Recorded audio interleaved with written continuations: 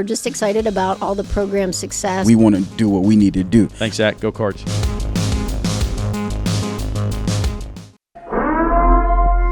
Hello, everyone. Welcome to the second episode of Between Two Props. We're joined by Wheeling University head women's rugby coach Ken Pape. And Ken, this is the second edition of our Getting to Meet the 2024 team. Talk a little bit about the positions and players we're going to meet today. Well, hey, thanks, Zach. And, like you said, welcome everybody to episode 2. So this week, we're going to speak about flankers, 8 men, and centers. Flankers are versatile players, basically can play anywhere and are interchangeable. They have speed, strength, fitness level, big tacklers, and good handling skills. Your 8-man is a big ball carrier, big tackler, gets around the field, stops up any holes that are in the defense. Best way to describe an 8-man is the most dynamic player on the field. And then we've got our centers. These are the workhorses of the backs. They must be really strong, dynamic runners whose main job is finding holes in the defense and being able to exploit them. They are also interchangeables with the flankers and the 8s. So you'll see 6, 7, and 8, and 12 and 13. Those 5 positions really just interchangeable and able to use them in any capacity we need to. And looking at these 3 positions, they're all ball carriers, like you said. They seem like they'd be very smart players in the field. Talk about what they bring as a whole to this group. Well, I mean, when you're playing flanker, you're basically the first line of defense, right? You're getting off the mark quick. You're making that big tackle. You're getting in for that big jackal. You're really looking to try to make them make bad decisions. And when you've got a strong flanker, what it really allows you to do is be super aggressive in the back line.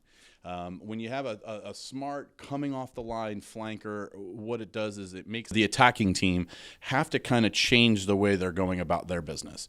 So I think with this group, we're going to see a lot of those types of players. And let's get started with these flankers. Let's meet the girls. All right. So player number 1, we're gonna talk about Nadia Richards. She just got back from New Zealand. She played some really high level rugby over there. She's playing for a few years now. She's got good command of the field. Her exceptional defense and hard running style are really the keys to her success on this team. I expect her to come in right away and compete for that opening day roster. Just had an opportunity to spend some time with her and her mom. Great folks, really good family. She's one of those players that really could transcend the way we're using her position. I think that she's going to be playing something like a blindside flanker because she is a surefire tackler. Next up, we've got Takara Nelson. For me, last year, she really expanded her rugby knowledge and her IQ. For me, she was the most improved player that I coached last year. She really excels at committing defenders and setting up her teammates. Her hard-nosed defense and high-level fitness really make her a threat all over the field. Takara is the kind of player that if you show her something once, she's going to keep repping it until she gets it down. Last year, we talked a little bit about fixing defenders with your eyes. Takara will stare through your soul and really scare the heck out of some defenders. I saw her run from the center position at a wing, and the wing, you could see the knees buckle, right? Nobody wants Takara Nelson running at them. But it's also great, though, because they've eventually got to do something. So when they commit to Takara, she's able to swing the ball out wide and get it to that wing for a long down the sideline breakaway. After Takara, we've got a really interesting player in Abby Siller. What a great story she is. She's coming to college last year, having never played rugby before. She has a big football background where she played running back in Texas. Now, we all know Texas football is kind of a big deal. Her skills on the football field really translated to the rugby pitch. She has a hard-nosed running style and creates a lot of space for herself with her quick feet and above-average agility. Last year, the thing that we saw the biggest improvement for her was her defense. She's not afraid to smash an attacker. I'm really excited to see what she does in year 2. I think with the combination of a little bit more rugby knowledge, I know she's watching rugby. Her and I were talking during the Olympics. Congratulations to the U.S. Women's national team in sevens, picking up the bronze medal in Paris. The person I talked to the most about these games was actually Abby Siller. She was really watching a lot of game film, trying to up her IQ. So I'm really excited to see what year 2 for Abby has in store for her. Coming up off of that, we have Tatiana Watson, a.k.a. Tati. Tati's an incoming freshman. She's a type of player who has God-given athletic ability. She comes from a very strong high school program with very good coaching. She's played all over the field from prop to 8 to center. I mean, this is the kind of player that, we really want to see coming into training camp, where she's going to excel. How does she fit into this group of women? Right off the bat, though, we're going to have a look at her at the flanker 8 position center and kind of see where she fits in. I think she has the talent to really get on the front foot and surprise some people. I would not be one of those people that are surprised, though. Okay, she's one of those players that I'm really excited to watch. Having watched her over the last couple of years, this year in particular, I saw her transcend from being a prop to 8-man this year. Okay, and we were at Ruggerfest in Charlotte. Saw her play some excellent rugby. Her ball carrying ability and her defense are just unparalleled. I'm really excited about her as well, especially as a freshman coming in. I've got her for 4 years. When you get a player like that and you can kind of mold her the way you want her for 4 years, I mean, this is going to be a great experience for her, great experience for our team. And looking at this flanker group as a whole, a lot of experience that you've mentioned. You had some girls who have played rugby before, some girls who are new to rugby before and got that experience. Having those girls who have experience on the field, how's that going to help your team? Well, I'll tell you, some of these girls have played together, right? So we've got three or four players coming in from the same program. They've played off of each other, okay? So when the great thing about rugby is it's a very simple game that can become very complex. Having watched a lot of these players play, I think with their rugby IQ and understanding of the game, we're going to be able to come in right away and implement our game plan both on attack and defense, which is going to be great because when you've got a new player, they're just learning the game. It's hard to really get into the nuances. Abby Siller is one of the exceptions. She's actually picked up on what we're trying to do on attack and defense. But seeing these new players coming in with 3, 4, 5 years of experience is really going to be great because we're going to we're going to be running straight off the bat. We're not going to have to wait for the learning curve to kick in. I think that learning curve is going to be kind of kicked out, and I think it's going to be exciting. Come 8:30, you got to feel for a team like Ohio State. Sorry, guys. You're watching Between Two Props. Zach Ziegler, Sports Information Director, here alongside head women's rugby coach Ken Pape. And Ken, next group we're looking at are the 8-men players on the team. Talk about them and what they bring. Yeah, I mean, the 8 position in the scrum, they're generally the catalyst for the attack, right? So, you've got the scrum. It gets to the back of the scrum. The 8 has an option. They can either pick it up and run with it, pick it up and pass it, or just scuttle the ball back so that the scrum half can play the ball off to the 10. We use all of those methods, right? So we're going to see our 8 run a lot. We're going to see our 8 pick and pass to the 10 a lot. We're going to see our 8 pick and pass to the 9 a lot. There's so many different ways we can do it. And you know what's great about this whole thing, Zach? We've got the horses in the stable that can do all aspects of it. Starting off with Marley Garrison. Wow, what a late pickup. We just picked her up a couple of weeks ago. She's a hard-nosed runner with great defense. When we talked to her about coming to Wheeling and what we're trying to do, she really just fits into what we're trying to do on attack and on defense. You don't really see that too often. Usually in high school, the 8s are generally responsible for just keeping the ball at the base of the scrum. When we kind of talked to her about our 8s picking and going and picking and passing, she came up with some ideas as well. We were able to really put it together and, talking with her and her dad about the different ways that we play with the 8. She got excited, and I know Dad got excited too. So we're excited to see what she's got to do. The way her aggressive nature without the ball, her getting off the line, her line speed on defense, is going to make her an absolute nightmare for the other team. That's going to close out 8s. We do have one more, but we're going to get to her at the end. But we're going to move over to center, if that's all right with you. Definitely. The centers, talk about them and kind of what they bring to the table. So our style of attack in centers, the 12 is really a kind of a generalized hard-nosed runner where the 13 is kind of like a playmaker. We're kind of switching it up a little bit. We're going to kind of use the 12 in some playmaking abilities, some hard-nosed running stuff. We're also going to use the 13 in that hard-nosed running, playmaking kind of stuff. They're going to kind of be mirrors of each other. One's going to go left, one's going to go right, one's going to go right, one's going to go left. You're not going to know what you're looking at. All of the centers that we've brought in can play multifaceted attack and defense. We're going to start off with Marissa Hudson. Marissa is one of those players that came from a really strong high school rugby program, great coaching with Coach Prater.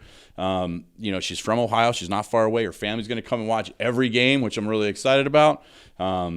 She's one of those versatile players. When I saw her first playing, I saw her in the centers. Then I saw her playing 9 and 10, and she's kind of all over the field. We're really going to try to concentrate her in that 12, 13 center position.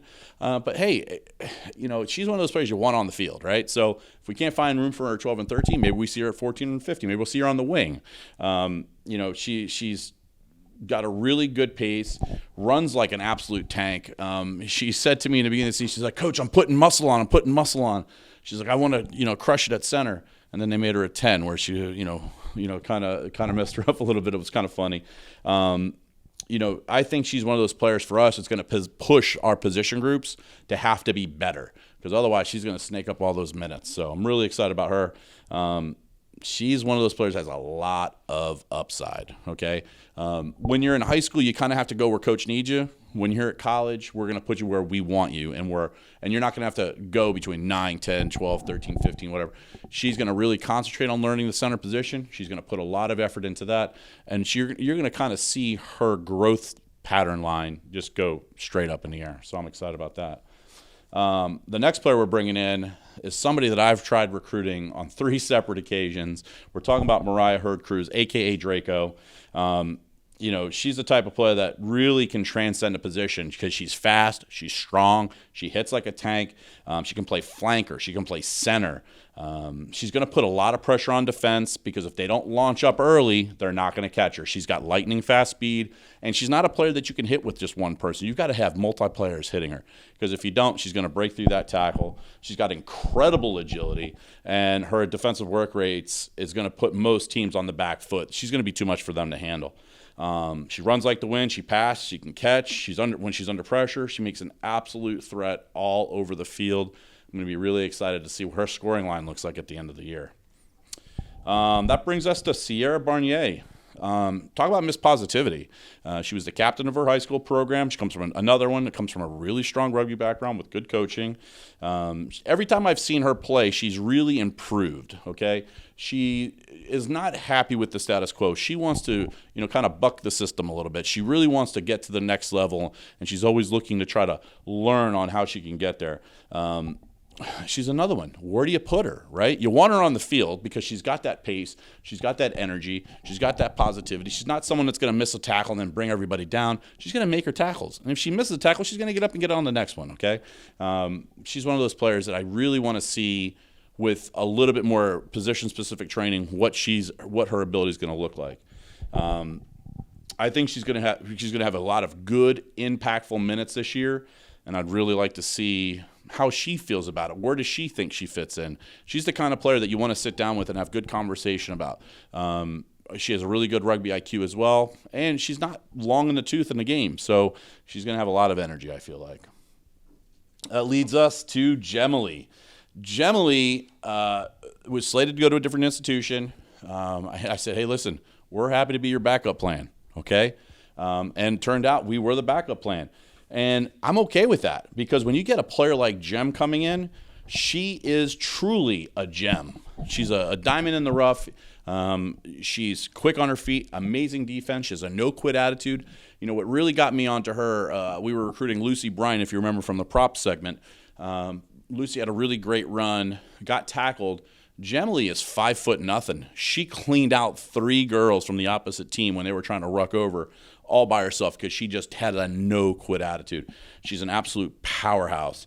Her work rates around rucks is the most impressive part of her game, but you put the ball in her hand, and she is exciting. Had a really good opportunity to watch her play down in Guilford for the Charlotte Cardinals, where they won the championship.